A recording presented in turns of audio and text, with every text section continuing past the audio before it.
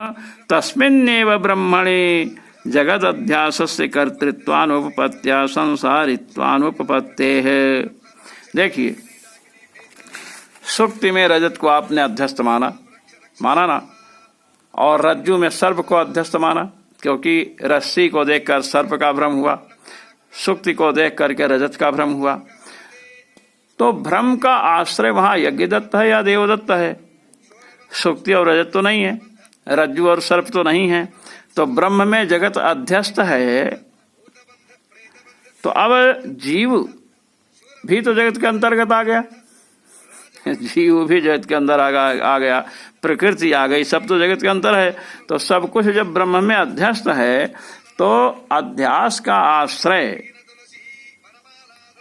न तो ब्रह्म हो सकता है न जीव हो सकता है। जैसे अध्यास सुक्ति में रजत अध्यस्त है, तो उस अध्यास का आश्रय, मिथ्या ज्ञान का आश्रय न सुक्ति है न रजत है, कौन है? तीसरा है देवदत्त। रज्जु में सर्प का भ्रम हुआ, रज्जु में सर्प अध्यस्त है, तो उसका आश्रय कौन हुआ? न रज्जु न सर्प, तीसरा कौन है? देवदत्त या यज्ञदत्त।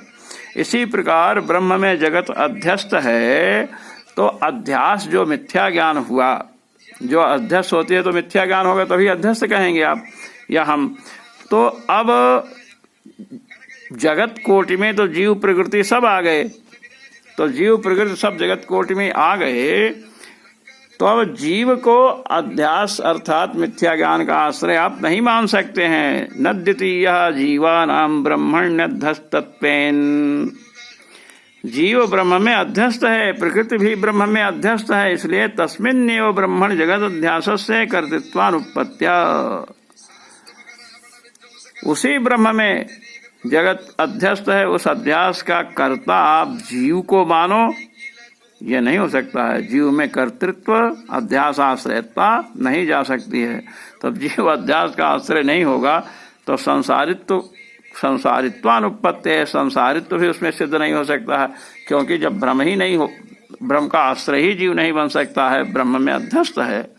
सुक्ति में रजत अध्यस्त है, रजत ब्रह्म का आश्रय अध्यास का आश्रय बनेगा? नहीं बनेगा, देवदत्त बनेगा। इसी प्रकार रज्जु में सर्प अध्यस्त है, इसलिए अध्यास का आश्रय यज्ञदत्त आदि बनेंगे।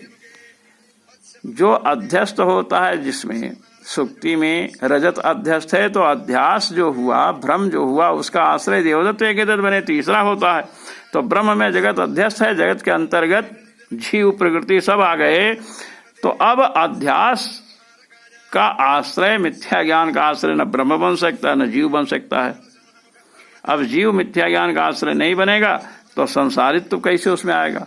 संसरण कैसे उसका होगा? संसारित्वानुपत्ते है नचो भयोस्तदिति वाच्यम। कहा नहीं, दोनों आश्रय हैं। अध्यास का, ब्रह्म में जगत का अध्यास हुआ, जगत अध्यस्त है, जगत का अध्यास हुआ, तो उसका आश्रय क्या है? अज्ञान का आश्रय जीव भी है, ब्रह्म भी है। कहते हैं नचाओ भयो तदिति। दोनों में अध्यास आश्रयता है, ये नहीं कह सकते हैं दृष्टांता सिद्धे है, क्योंकि कोई दृष्टांत ही नहीं मिलेगा।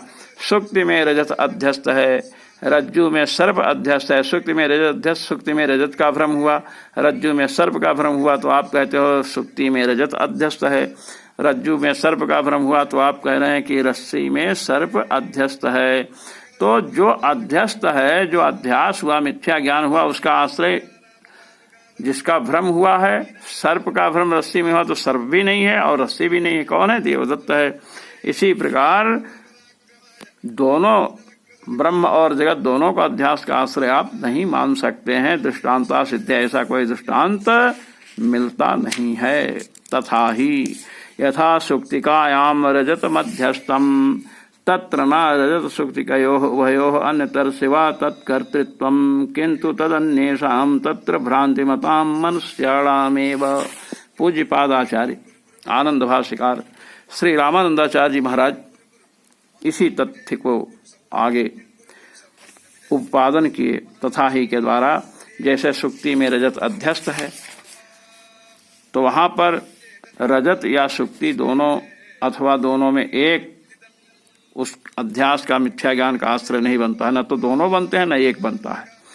किंतु तदन्येषाम सुक्ति और रजस से भिन्न जो अन्य भ्रांत मनुष्य हैं वही अध्यास के आश्रय मिथ्या ज्ञान के आश्रय बनते हैं। एवं रज्जौ सर्पाध्यास से कर्तृत्व नाधिष्ठान भूताया रज्जोर न चाध्यस्त सर्प से उपपद्यते। इसी प्रकार रज्जु में सर्प का भ्रम हुआ तो सर्प अध्यस्त हुआ आपके अनुसार, तो रज्जु उस अध्यास का मिथ्या ज्ञान का आश्रय न रज्जु बनती है न सर्प बनता है।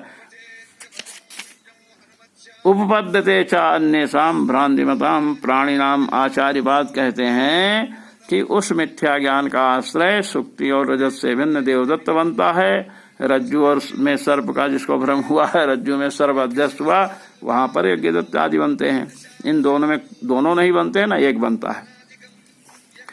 तथा अधिष्ठाने ब्रह्मणे सर्वचरात्मकं जगत अध्यस्तम इत्यत्रापि नाधिष्ठान भूतस्य ब्रह्मणस्तत्कल्पितस्य जगतो जीवानां वा अध्यास कर्तृत्वम् उपपद्यते न वा भ्रांति हेतु का संसारः उपपद्यते। कहते सुनो, अधिष्ठान जो ब्रह्म है जिसमें चराचरात्मक जगत अध्यस्त है ऐसा आप मानते हैं,